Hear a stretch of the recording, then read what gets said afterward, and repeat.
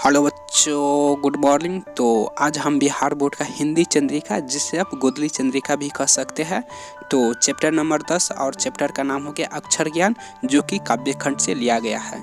तो इसमें हम आपको यही कहना चाहते हैं कि आपको चंद्रिका खरीदने की कोई ज़रूरत नहीं है, क्योंकि यहाँ हर एक चैप्टर कवर करके प्ले लिस्ट में डाल दिया गया है।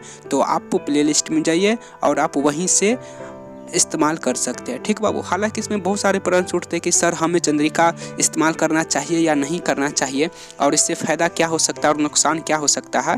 तो फिर हम सोचे कि जब विद्यार्थी लोग कमेंट कर रहे हैं तो हमें बताना चाहिए। ठीक है बाबू। लेकिन उससे पहले हम आपको यह बताना चाहते हैं कि जैसे आप लोग स्क्रीन पर देख पा रहे होंगे, गद्य खंड एवं काव्य खंड दोनों चैप्टर मिलाकर 24 चैप्टर हो जाते हैं। तो आपको यहाँ से यह चैप्टर जो है, यानी चैप्टर का नाम एवं उनके लेखक के नाम और कौन सी भाषा में चैप्टर लिखी गई है, यह आपको याद कर लेना। ठीक है बाबू, क्योंकि यहाँ से आपको 10 से 15 नंबर का ऑब्जेक्टिव पूछा जाता है बिहार बोर्ड में।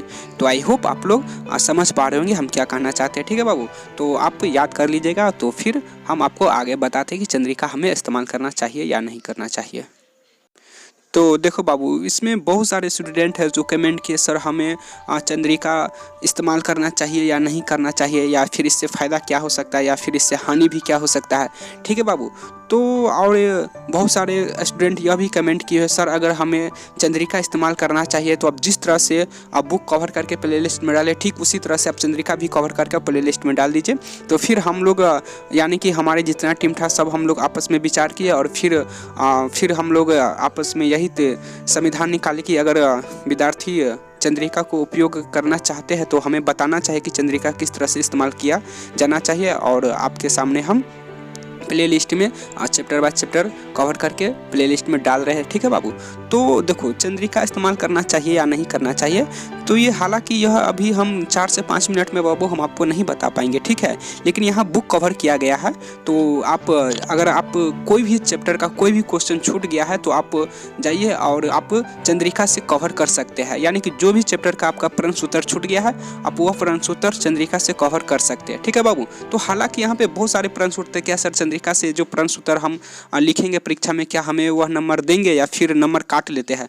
हालांकि बहुत सारे इससे प्रश्न उठता है। ठीक है बाबू। तो लेकिन हम आपको बस अभी थोड़ा सा हिंट देना चाहते हैं कि यहाँ से जैसे कि आप लोग परीक्षा में यहाँ से भी याद करके लिखते हो तो वहाँ पे कोई नंबर नहीं कटता है। ठीक है बाबू। हालांकि हम आपको बता दें कि जो परीक्षा आप लोग देते हैं और जो कॉपी चेक करते हैं, तो उसको ये मतलब नहीं रहता कि आप कहाँ से प्रश्न लिखो, या फिर चंद्रिका हो, या फिर बुक हो, या फिर सर का जो कोचिंग में लिखाए है वो हो, या फिर आप अपने मन से लिख रहे हो, उसको इससे कोई लेना देना नहीं होता। बस उसको सिर्फ यही लेना देना होता है कि जो भी प्रश्न पूछा जाता है परीक्षा में उससे रिलेटेड, यानी आप उसको कितना अच्छी तरह से उस प्रश्न का उत्तर आप दे पाते हो, ठीक उसी मान कि दे पाते हो, तो ठीक उसी तरह से उसके आधार पर आपको एक तरह से मुझे फुल मार्क मिल जाता है। ठीक है बाबू। तो उसको कोई मतलब नहीं रहता चंद्रिका से आप लिखते हो या नहीं लिखते हो, या फिर कहीं से लिखते हो, उसको सिर्फ सही उत्तर से मतलब रहता है। तो आई होप आप लोग समझ रहे होंगे बाबू। ठीक है। तो यह बुक कवर किया है, तो आप चंद्रिका खुल के इस्तेमाल कीजिए। और इससे हालांकि बहुत सारा क्वेश्चन आया हुआ है कमेंट में, तो आई होप आप लोग जान पाए होंगे। लेकिन हम आपसे ज़रूर वादा करते हैं कि हम किसी दिन आपके लिए 2 से 3 घंटा समय निकालेंगे, और आपके लिए ज़रूर हम व्हाइट बोर्ड के माध्यम से बताएंगे कि चंद्रिका हमारे लिए किस तरह से उपयोग हो सकता है, और करना चाहिए या नहीं करना चाहिए, इससे फिर लाभ या हानि के बारे में भी हम आपको खुल के बात करेंगे। ठीक है बाबू। तो अभी हम आपको बस जाते जाते हम इतना ही कहना चाहते हैं कि आप इस्तेमाल कीजिए, इसमें डरने की कोई बात नहीं है।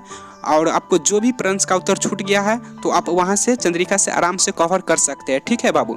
तो आई होप आप लोग समझ पा रहे होंगे हम क्या कहना चाहते होंगे। तो चलिए बाबू, देखो गलती से नहीं डरना है।